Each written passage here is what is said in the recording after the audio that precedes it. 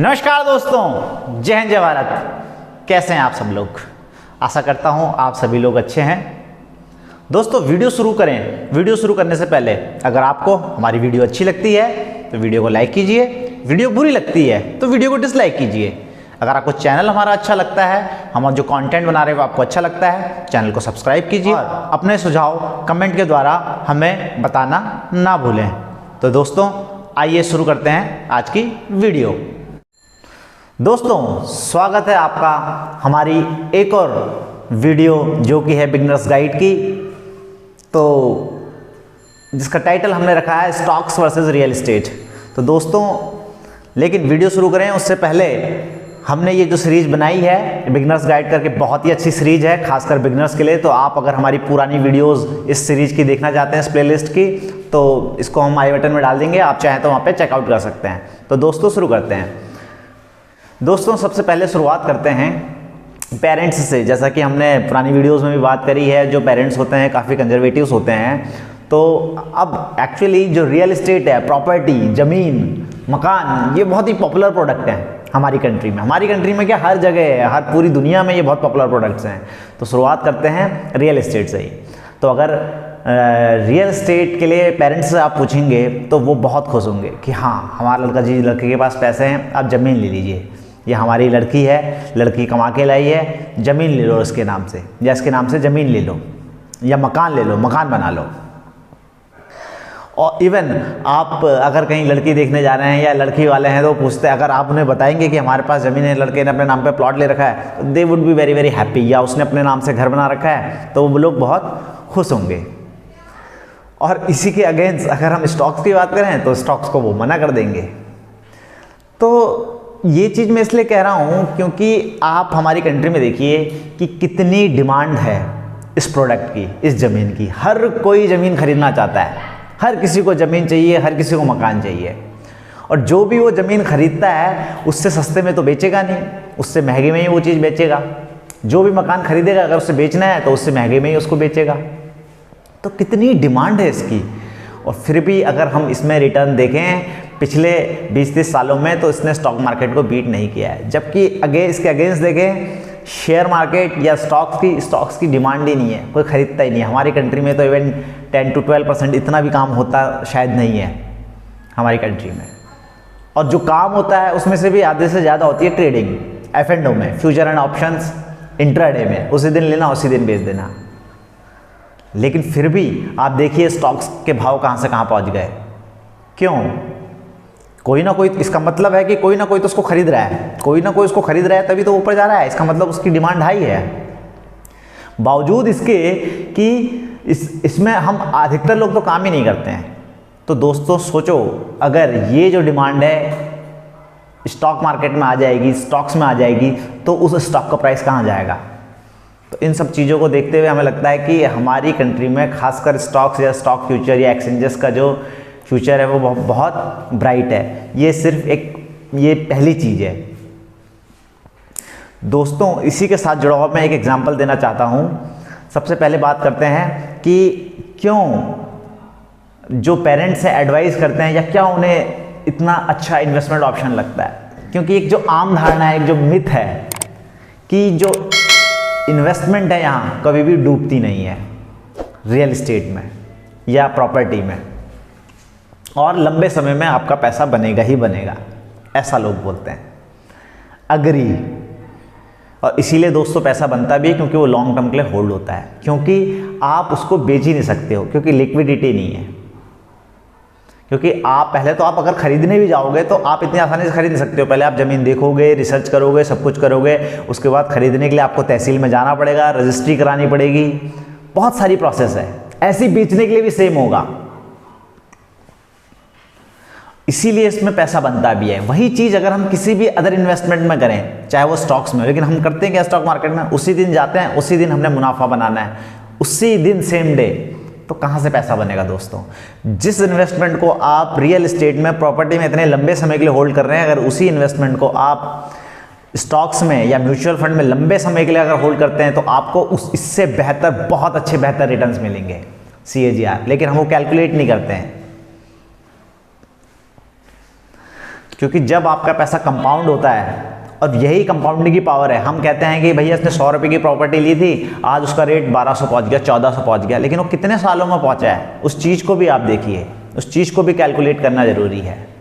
कई केसेस में आप देख सकते हैं, हमने देखा हुआ है कि आपने एक प्लॉट लिया, प्रॉपर्टी ली, और उसके रेट आज आप देखो तो पहले तो आपको सामने बायर ही नहीं मिलेगा उसे खरीदने के लिए, लिक्विडिटी है ही नहीं, और बायर खरीदेगा भी तो बहुत कम पैसे उसके आपको मिलने होंगे। इससे ज़्यादा तो आपने अगर एफडी में इन्वेस्ट किया होता तो आपको वहाँ से ज़्यादा रिटर्न्स मिलते। अभी कई केस में दोस्तों हमने देखा है, खुद मेरे साथ वालों ने लोन लेके, पर्सनल लोन ले लेके भी ज़मीनें खरीदी है। तो क्या ये सही है? मेरे हिसाब से ये सही नहीं है, क्योंकि जो पैसा आप लोन दे के खरीद रहे हो, एक तो आप उसमें दे रहे हो इंटरेस्ट, जितनी आपकी ईएमआई जा रही है उस मकान की या उस जो भी है ज़मीन की, तो उतना अगर आप म्यूचुअल फंड में इन्वेस्ट करो तो सिप को कंटिन्यू 20-25 साल, जितने साल के लिए आपका लोन है, तो ये एक बहुत बड़ा अमाउंट होगा दोस्तों। और उस समय पे उस ज़मीन का रेट उतना नहीं होगा जितना इस इन्वेस्टमेंट का रिटर्न होगा उस टाइम पे, जब वो आपका लोन ख़त्म होगा या जब इसकी इन्वेस्टमेंट ख़त्म होगी।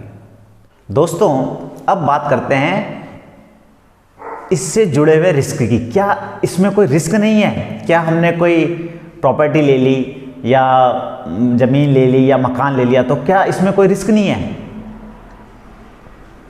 ये मानना बिल्कुल गलत है दोस्तों, क्योंकि ज़मीन आपने कोई ली, कई केसेस में ऐसा हुआ है, आपने भी देखा होगा, सुना होगा कि वो ज़मीन दिखा किसी की दी, बेच किसी और को दी, एक ही ज़मीन को 5-5 लोगों को बेच दी। ऐसे फ्रॉड्स इसमें हो जाते हैं, और जिसमें आपकी पूरी कैपिटल वॉश आउट हो जाती है। दिल्ली में इतने बड़े बड़े बिल्डर हैं, लोगों ने अपने पूरी ज़िंदगी भर की सेविंग इसमें लगा दी, 1-1 करोड़ 1.5 करोड़ के फ्लैट लिए, उनके केस आज भी सुप्रीम कोर्ट में चल रहे हैं दोस्तों। तो उसका क्या फ़ायदा हुआ? उनकी ज़िंदगी भर की कमाई, जो भी उन्होंने कमाया धमाया, सब एक ही बार में, एक ही झटके में गंवा दिया। और किसी ने पक्का उनको एडवाइस किया होगा, रिसर्च करी होगी, सब कुछ करा होगा, उसके बाद भी उनका पैसा डूब गया। तो ऐसा नहीं है कि इसमें रिस्क नहीं है। दूसरी बात रिस्क की हो रही है, तो इसमें आप अपना रिस्क डाइवर्सिफाई नहीं कर सकते हो, इसीलिए आपकी जो भी कैपिटल है सब वॉश आउट हो जा रही है। स्टॉक मार्केट में आप अपनी कैपिटल को डाइवर्सिफाई कर सकते हो। अगर आपके पास ज़्यादा पैसा है तो कुछ कैपिटल आप रियल एस्टेट में भी लगा सकते हो, कुछ बॉन्ड्स में, कुछ म्यूचुअल फंड्स में, कुछ डेट में, जैसे कि हमने पहले बता चुके हैं। तो आप डाइवर्सिफाई कर सकते हो, या आप स्टॉक्स इक्विटी में भी लगा रहे हो तो 20 कंपनियों के स्टॉक्स ले सकते हो। तो ऐसा तो है नहीं कि आपके वो स्टॉक्स लेते ही 20 की 20 कंपनियां बंद कर देंगी अपना धंधा। एक कंपनी बर्बाद हो सकती है, 2 हो सकती है, 3 हो सकती है, 20 की 20 तो बर्बाद नहीं हो जाएंगी। या म्यूचुअल फंड में अगर आपका लगा हुआ है तो वो लोग तो 30-30, 40-40 कंपनियां खरीद के रखते हैं, ऐसा तो नहीं हो सारी कंपनियां बंद हो जाएंगी। तो इसमें रिस्क मेरे हिसाब से तो ज़्यादा है प्रॉपर्टी में। या आपको अगर सोच समझे, अच्छा है, देखा है, तो एक बार के लिए ये ठीक है। अब एक चीज़ और समझते हैं, रिस्क की बात हो रही है, जैसा कि हमने बताया कि हमारी कंट्री में काफ़ी हाई डिमांड में रहता है। ऐसा ही यूएस में 2008 की जो मंदी आई थी, वो आई थी प्रॉपर्टी की वजह से, क्योंकि वहाँ भी यही समझा जाता था कि प्रॉपर्टी के दाम तो कभी गिरेंगे नहीं, ये बढ़ेंगे ही बढ़ेंगे। वहाँ भी लोग लोन खरीद के मकान खरीद रहे थे, ज़मीनें खरीद रहे थे।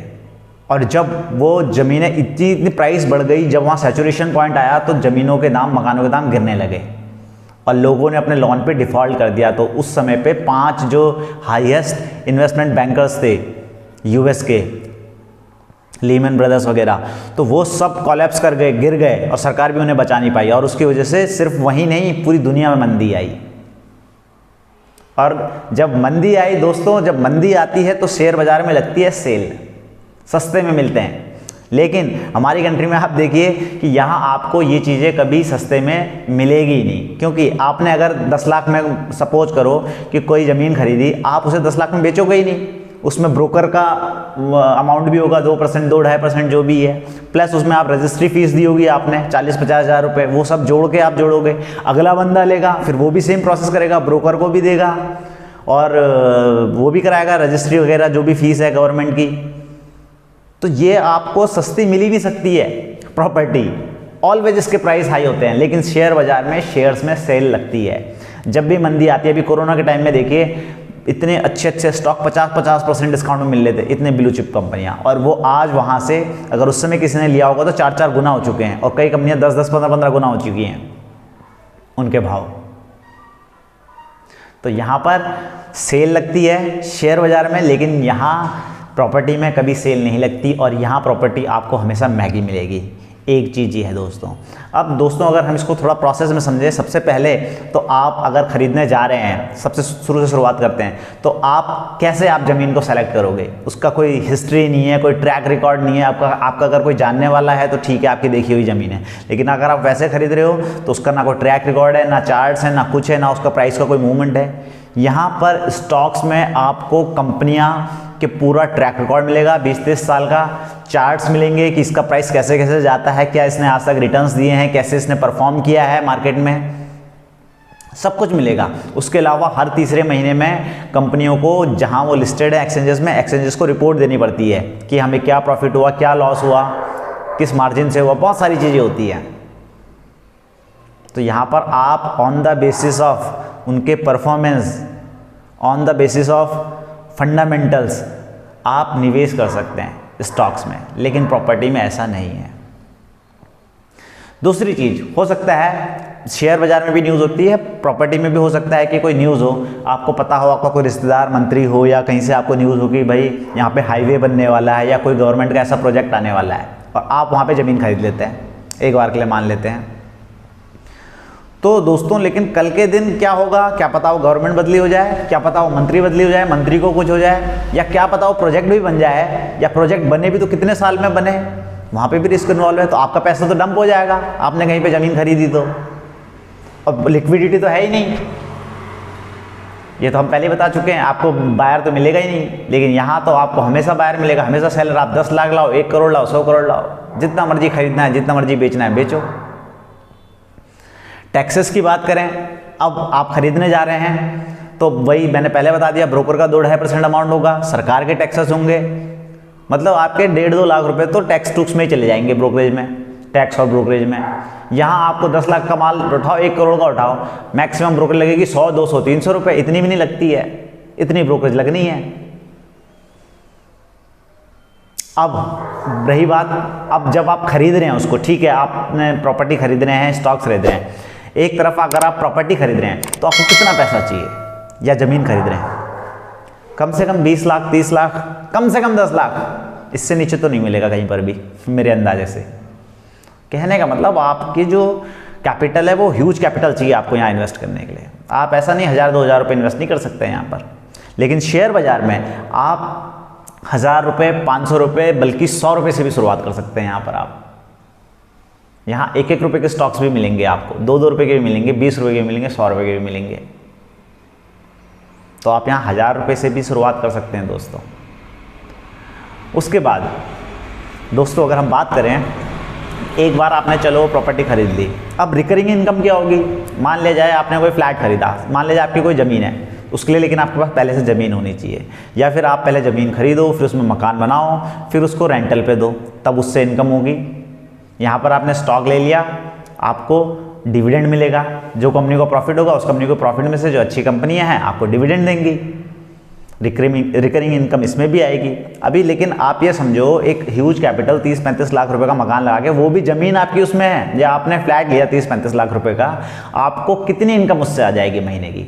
10,000, 15,000, 15,000 मैं मान के चलता हूँ चलो, तो कितना ये हो गया अपना, साल का हो गया 1,80,000 रुपीज़, है ना। यही पैसे को अगर आप बैंक में रख दो, एफडी भी 6-6.5% देती है, सेम अमाउंट आपको मिल जाएगा। प्लस आपको यहाँ मेंटेनेंस करनी पड़ेगी, हर दूसरे साल तीसरे साल पेंट कराना है आपको, कभी पानी का नल टूट गया, कभी कुछ हो गया, सोसाइटी के चार्जेस, सब कुछ करना है आपने, सारी मेंटेनेंस करनी है, उसके बाद ही आपको रिकरिंग इनकम होगी। या फिर अगर आपकी ज़मीन है, ज़मीन में या तो आप किसी को दे दो कि भाई इसमें कुछ लगा ले, तो कुछ खेती वेती कर ले, और जो थोड़ा बहुत पैसा होगा वो मुझे दे देना, या इसमें ये हो सकता है। और रिकरिंग इनकम आपको यहाँ भी मिल रही है डिविडेंड के जरिए, और जब वो कंपाउंडिंग होगा समय के साथ, जब उसकी वैल्यू बढ़ेगी स्टॉक की, तो वो डिविडेंड इनकम भी बढ़ेगी उसकी। और कई केसों में तो दोस्तों जिसने आज से 20-25 साल पहले अच्छी कंपनी में इन्वेस्ट किया होगा, वो डिविडेंड इतना ले चुका होगा जितना उसका प्राइस नहीं होगा, उससे ज़्यादा डिविडेंड हर साल वो ले रहा होगा। स्टॉक एप्रिसिएशन तो बात अलग है, उसके बाद चलो ठीक है, ये चीज़ भी हो गई, मान लिया जाए आपको कोई ज़रूरत हो गई या होल्ड कर दिया आपने, जो भी कर दिया, अब आपको पैसे की ज़रूरत है, या मान लिया जाए अभी कोरोना हुआ था या कोई इमरजेंसी आ गई, या कोरोना में ही अभी जैसे किसी को एडमिट करना पड़ गया, तो आप अपनी ज़मीन बेचने जाओ। पहले तो कोरोना के टाइम में प्रॉपर्टी की डिमांड थी ही नहीं, आपको सस्ते में बेचना पड़ेगा, पहले तो मिलेगा ही नहीं बायर, बेचना तो बहुत दूर की बात है। और कुछ लोग जो एडमिट हुए हैं कोरोना में, 5-5 लाख 10-10 लाख रुपए भी इलाज का खर्चा आया हुआ है। अगर आपका इमरजेंसी फंड नहीं है, आपका पैसा सिर्फ इसी में पड़ा हुआ है, तो आप इससे निकाल नहीं सकते हो आसानी से, लिक्विडिटी नहीं है कहने का मतलब। यहाँ पर तो आप जब मर्जी बेचो इसको, आपने सिर्फ कंप्यूटर से बटन, और बेचना भी है तो यहाँ तो आपको तहसील खुली होनी चाहिए, वही बहुत लंबी प्रोसेस है कहने का मतलब है, हैक्टिक है ना दोस्तों। तो दोस्तों ये सारी बातें हैं इससे जुड़ी हुई, ये हमने सारी बता दी आपको। अब लेकिन किसी भाई का ये सवाल आ रहा होगा कि प्रॉपर्टी के रेट तो हमने ऐसे देखे हैं कि एक ही साल में 4-4 गुना 5-5 गुना भी हो गए। तो साहब शेयर मार्केट में तो एक नहीं कितनी कंपनियां हैं जिनके स्टॉक प्राइसेस 10-10 गुना 15-15 गुना हो गए, लेकिन आप उतनी समझ रखते हैं? या आप अगर वो किस्मत से हो गए होंगे बात अलग है, आप उतनी समझ रखते हैं तो आप तो हर साल पैसा बना सकते हो यहाँ शेयर बाजार में। दोस्तों अब बात करते हैं कंक्लूजन की। तो आप बोलेंगे साहब आपने तो सारी कमियां ही बता दी रियल एस्टेट की, लेकिन दोस्तों मैं रियल एस्टेट की कमियां नहीं बता रहा हूं, मैं सिर्फ कंपेयर कर रहा हूं रियल एस्टेट को स्टॉक्स के साथ, कि स्टॉक्स को हम इतना ख़राब समझते हैं और रियल एस्टेट को बहुत अच्छा समझते हैं। ये सिर्फ मैंने कंपैरिजन किया है, मेरे कहने का ये मतलब नहीं है कि आप प्रॉपर्टी मत खरीदिए, लेकिन मेरी समझ से आपको प्रॉपर्टी कब खरीदनी चाहिए ये मैं थोड़ा सा आपको बता रहा हूँ। अगर आपको उस प्रॉपर्टी की ज़रूरत है, आपने उसमें कुछ काम करना है, बिल्कुल खरीदिए। अगर आपने खुद के रहने के लिए मकान लेना है, बिल्कुल खरीदिए, और आपको पता है मैंने यहीं रहना है। अभी मैंने ये भी देखा है, और मेरे साथ के हैं कई लोग, उनकी मकान बना रखा उन्होंने, और वो करता है गवर्नमेंट सर्विस, उसका ट्रांसफ़र होता है, बच्चे ले जाता है वहाँ। तो जब वो बच्चे ही ले जाने हैं, उसने वहाँ सब कुछ ले जाना है, फैमिली हर महीने, हर 2 महीने में, हर 2 साल में ट्रांसफ़र हो रही है, तो उस मकान का क्या फ़ायदा है? उस मकान की वैल्यू तो वैसे ही घट जाएगी। क्या जो किराएदार हैं, जो रेंटल पर रह रहे हैं, क्या वो उसका इतना ख्याल रखेंगे जितना आप रखोगे? तो अगर आप मकान सिर्फ और सिर्फ रेंटल इनकम के लिए ले रहे हो, तो मेरी समझ से ये एक सही ऑप्शन नहीं है। या आप ज़मीन सिर्फ और सिर्फ एक इन्वेस्टमेंट के ऑप्शन से ले रहे हो कि आपके पास पैसा है तो कुछ नहीं समझ में आ रहा तो ज़मीन ले लो, तो वो मेरे हिसाब से सही चीज़ नहीं है। हाँ, अगर आपके पास काफ़ी पैसा है, आप डाइवर्सिफाई करना चाहते हो, तो आप कुछ पैसा स्टॉक्स में रखिए, कुछ पैसा आप रेंट इसमें डाल दीजिए, प्रॉपर्टी में, बिल्कुल ये आप कर सकते हैं। मैं अगेंस्ट नहीं हूँ, फिर मैं कह रहा हूँ मैं प्रॉपर्टी के अगेंस्ट नहीं हूँ, लेकिन कहने का मतलब यही है कि आप सोच समझ रखिए और किसी बंदे को इसमें धोखा ना हो। और ये बिल्कुल मत समझिए कि इसमें रिस्क नहीं है, इससे जुड़े हुए रिस्क मैंने बता दिए, आपने अपने अगल बगल में भी देखे होंगे। तो ये सारी चीज़ें शेयर बाज़ार में भी होती हैं, तो वही बात है, आपको समझ होनी चाहिए उस चीज़ की काम करने की। तो दोस्तों ये थी हमारी आज की वीडियो। हमारी वीडियो आपको कैसी लगी है कमेंट के द्वारा हमें बताना मत भूलिएगा। और दोस्तों अगर हमारे चैनल पे आप नए आए हैं, पहली बार आए हैं, तो हमारे चैनल को सब्सक्राइब कीजिए। Fearless.